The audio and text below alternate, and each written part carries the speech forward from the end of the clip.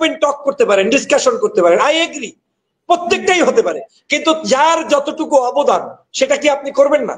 শেরে বাংলা একে ফজলুল হক যখন রাজনীতি করেছে, পাকিস্তানের রাজনীতি করেছে, আর একজনে ব্রিটিশ আমলের রাজনীতি করেছে, স্বাধীন বাংলাদেশ পাইনি বলে তাকে কি আমি স্বাধীনতার বিরোধী বানিয়ে দেবো? পর্যন্ত শেখ মুজিব দুই শেখ মুজিব, অতএব ৭৫-এর জন্য আমি গালিগালাজ করতে পারি, বাট ৭১-এর জন্য তাকে আমার স্যালুট করতে হবে। সেই ময়েতে সবার ক্ষেত্রে একই কাজ। আপনি, আমাদের সমস্যা হয়েছে আমরা কাউকে অ্যাকনলেজ করি না, ভালো কাজগুলোর স্বীকৃতি করি না। এটা আমি যদি এটা আমি বলি, মিছিলটা তো আপনাকে কেউ চাপ দিয়ে দেওয়াই নাই, বা আমার মুখ থেকে ঘুষি মেরে লাথি মেরে বল বল বলেছে, যেটা ভারতে বলে যে তুই হরিরাম বল, ওই মুসলমানকে গলায় রশি টানিয়ে লাগিয়ে রেখে তারপরে অত্যাচার করে, এই করে সেই করে, এটা কি করেছে? গোলাম আজমের বাংলায় বলবে গোলাম আজমের লোকেরা, তাতে আপনার আমার জ্বলন্তির কি আছে? বঙ্গবন্ধুর বাংলায় বলবে বঙ্গবন্ধুর লোকেরা, জিয়ার বাংলায় বলবে জিয়ার লোকেরা, আপনার সাইদের বাংলা হ্যাঁ, এটাই তো আপনার এই সংবিধানই তো আমি মানছি না। গোলাম আজম বাংলাদেশের নাগরিক, গোলাম আজমের কবরটা বাংলাদেশে হয়েছে, গোলাম আজমের বাংলাদেশ যদি না হয় তাহলে আপনি গোলাম আজমকে বাংলাদেশি রায়ে বাংলাদেশে আইনে বিচার কেন করলেন? উনি যদি গোলাম আজম বাংলারই না হয়, আপনি তাকে বাংলা থেকে পাকিস্তান পাঠাই দিতেন, আপনি আমেরিকা পাঠাই দিতেন, ওনাকে একেবারে বিমান থেকে ছুঁড়ে ফেলে নদীতে ফেলে দিতেন।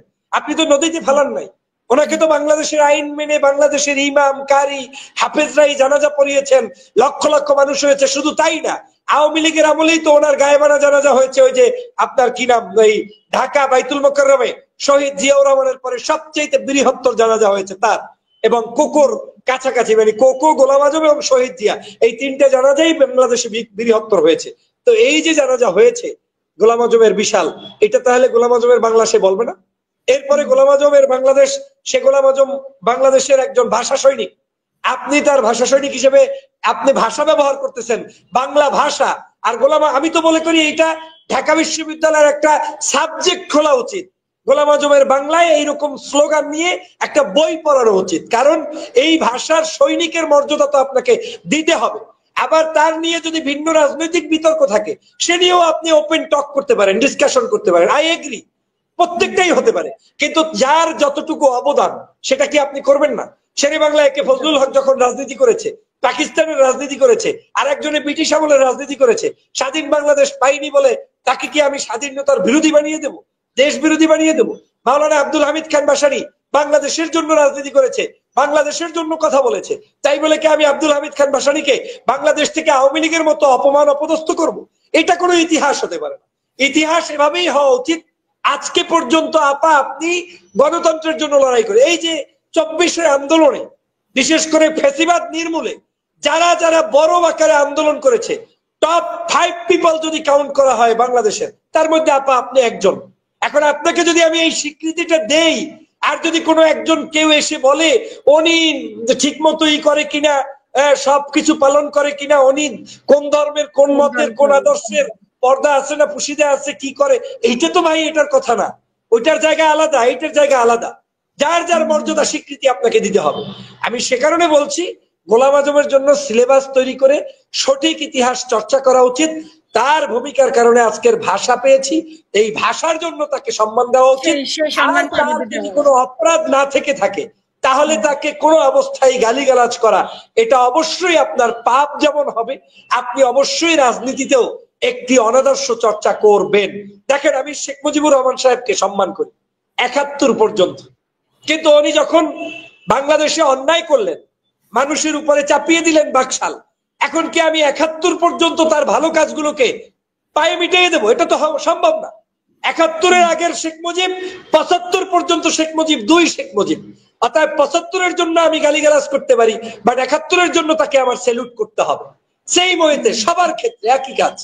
আপনি, আমাদের সমস্যা হয়েছে আমরা কাউকে অ্যাকনলেজ করি না, ভালো কাজগুলোর স্বীকৃতি করি না, পছন্দ হয় না বিদায় মেরে ফেলো, শেষ করে দাও, ইতিহাসের পাতা থেকে ফেলে দাও। এটা হতে পারে না। এই যে ধরেন নিজামী সাহেবকে ফাঁসি দিয়েছে, তারপরে আপনার মীর কাশেম আলীকে ফাঁসি দিয়েছে, আর একজন নেতা ছিল কি আলী হাসান মোজাহিদকে ফাঁসি দিয়েছে, দুইজন তাদের মন্ত্রী ছিল। এখন আপনি কি ওই মন্ত্রী ওইখান থেকে, নাম তো তার সচিবালয়ে টানানো আছে, আপনি খুঁচিয়ে খুঁচিয়ে উঠে ফেলবেন? রাজাকার ফাঁসি দিয়েছি তাই উঠিয়ে ফেলবো? এটা তো হয় না। এগুলো দিয়ে ইতিহাস যারা চর্চা করে তারা ইতিহাসে আস্থা খুঁড়ে নিক্ষিপ্ত হয়, এবং সেটাই এখন হয়েছে যে বাংলাদেশে জামাতকে ধ্বংস করতে গিয়ে, শিবিরকে নিষিদ্ধ করতে গিয়ে আওয়ামী লীগের মতো একটি সন্ত্রাসী দল বাংলাদেশে এই মুহূর্তে নিষিদ্ধ হয়েছে। অথচ এটার প্রয়োজনীয়তা হয়তো থাকতো না যদি এই ধরনের মিথ্যা মামলায় মানুষকে ফাঁসি না দিত, মিথ্যা অজুহাত করে মানুষদের উপরে এরকম 24-এর গণহত্যা না চালাইতো, কিংবা এই ধরনের রাজনীতি বন্ধ প্রক্রিয়া চালু তারা না করত, তাহলে হয়তো বাংলাদেশ মিলেমিশে আমরা এগিয়ে যেতে পারতাম। আর একটা কথা বলি আপা, বাংলাদেশের জনগণের কি কোনো ক্ষোভ আছে? আপনি রাস্তায় হাঁটেন না, একটু বাংলাদেশে আসেন না। আমি জানি না আপা আপনি এখন কোন দেশে, লন্ডন না আমেরিকা আছেন, আপনি যে দেশেই থাকেন, আপনি বাংলাদেশে আসেন, আপনি আমার সাথে হাঁটবেন, আপনাকে নিয়ে 5 ঘন্টা রাস্তায় হাঁটবো। ভ্যানওয়ালা, রিক্সাওয়ালা, টুপিওয়ালা, দাড়িওয়ালা, সিনেমা হল, নায়ক, গায়ক, শিল্পী, প্রত্যেকটা জেনারেশনের কাছে আমি জিজ্ঞেস করব, এই যাদেরকে ফাঁসি দিয়েছে তাদেরকে তারা কিভাবে দেখে? ডু দে লাইক দেম আর ডু দে ডোন্ট লাইক? আপনার যদি এই প্রশ্নের মধ্যে দেখা যায় যে তারা লাইক করে না, তাহলে আপনি ভোটের পার্সেন্টেজ দেখবেন, তখন আমাকে বলিয়েন। আমি চ্যালেঞ্জ দিয়ে বললাম আজকের এই লাইভে 90 থেকে 95% মানুষ বলবে those people are very nice person, তাদের কোনো দোষ নাই, we love them, we support them. কেন? তার মানে তারা চোর হলে, খারাপ হলে, গুন্ডা হলে আপনাকে এরকম বলবে?